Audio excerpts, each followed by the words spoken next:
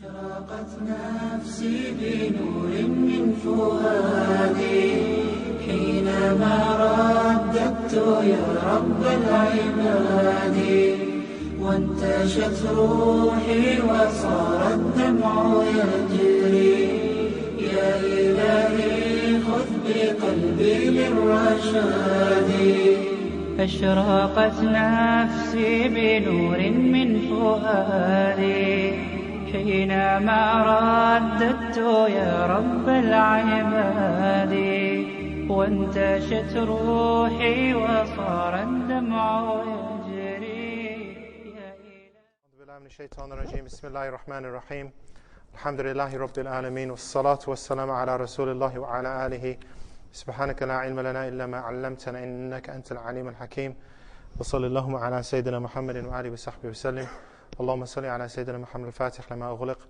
والخاتم لما سبق ناصر الحق بالحق والهادي إلى صراطك المستقيم وعلى آله وصحبه حق قدره ومقداره العظيم نويت التعلم والتعليم والتذكر والتذكير والنفع والانتفاع والفائدة والاستفادة والحث على التمسك بكتاب الله وسنة رسوله وصلى الله على سيدنا محمد وآله وصحبه وسلم.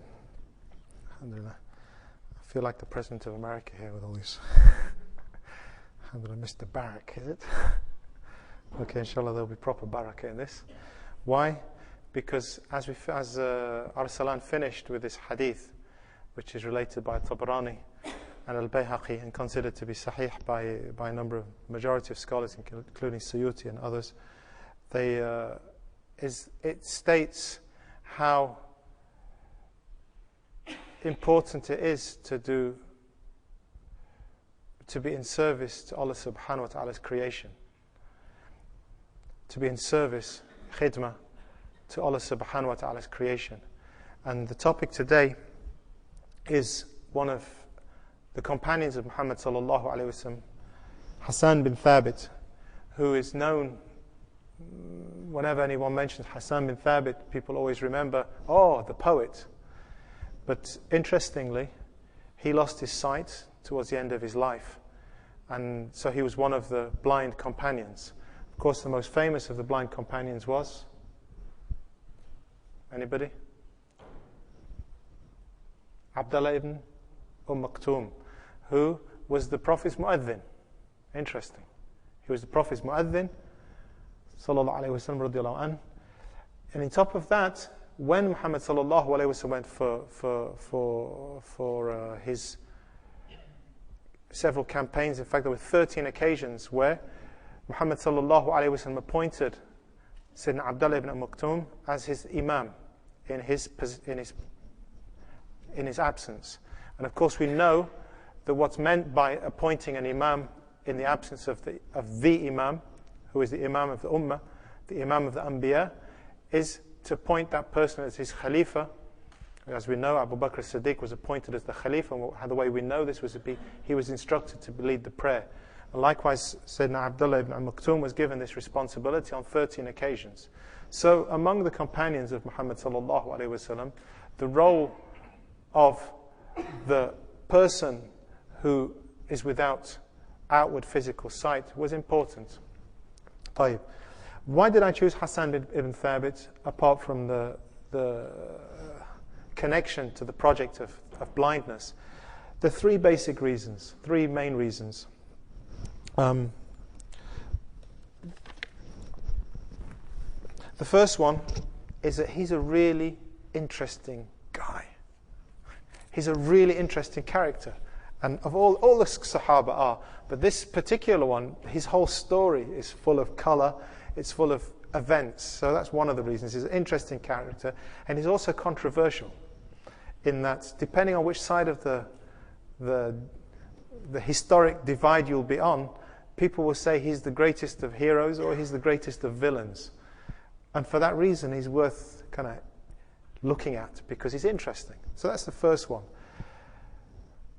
And I like stories. So it's a nice story. Second, and probably more important than that, his story actually raises many, many questions about society. I've just said that he was blind. I said that he was controversial. I said that he was a poet. He got into a lot of trouble. his character was not the typical Sahabi going out, with his, we hear about the Sahaba who used to use the siwak, and then the others would look at them and be so scared of them they'd run away. That wasn't Hassan ibn Thabit. We'll come to that. But there are issues to do with society. So every once in a while I'm just going to stop and ask people, so what's the lesson here? Okay, so beware. And the third, which is the one I've mentioned, is that he lost his sight, and so it has a special place to our project, which is to do with sight. Tayyib. Right, first thing, who is Hassan ibn Thabit? Hassan ibn Thabit is from the tribe of Banu Najjar. Banu Najjar is famous because this is the family, these are the people that sang Tala al-Badru alayna. These are the children. When he came into the city, the children of Bani Najjar were the ones who played the drums and sang Tala al-Badru alayna. And Muhammad sallallahu alayhi wa sallam used to go out to these children and say, these are the children I love. I love these children. So Bani Najjar has a special place in the heart of Muhammad sallallahu alayhi wa sallam. In addition to that, they have a blood connection through his great-grandmother, Sayyidatina Salma, who was the mother of Hashim. So there's a connection, and of course we know Muhammad sallallahu alaihi wasallam went to see his family from Bani Najjar when his mother died. His mother was with him, and on the way back from visiting Bani Najjar, they died. His mother died. So there's this connection there. Now, who are Bani Najjar? Anyone?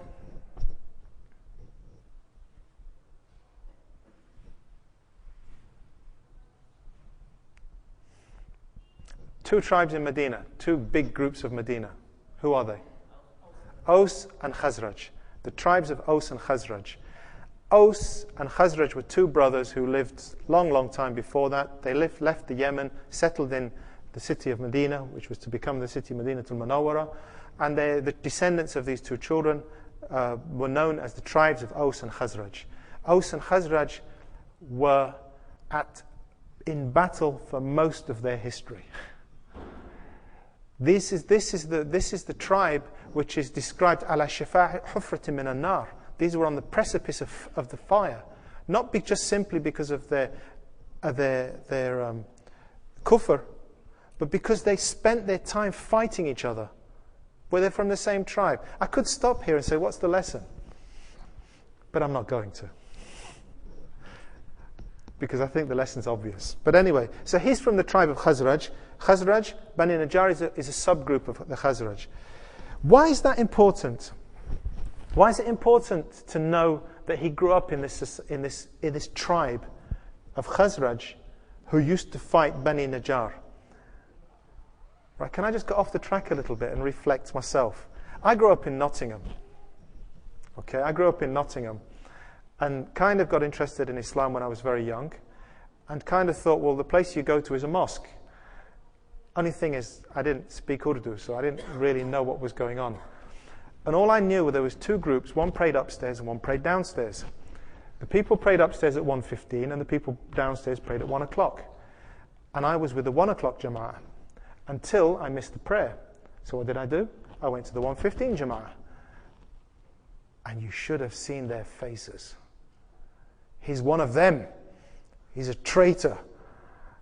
And I had no idea, because I didn't understand the language. All I knew, there was 1 o'clock Jama'ah and 1:15 Jama'ah. But apparently there were two groups of people who came from Pakistan and they don't like each other. But I didn't know about that. So if people ask me about the Indian subcontinent, all I know is that one group prays at 1 o'clock and one is at 1:15. And they don't like each other. And I didn't like the way that happened, to be honest. I didn't like what I saw.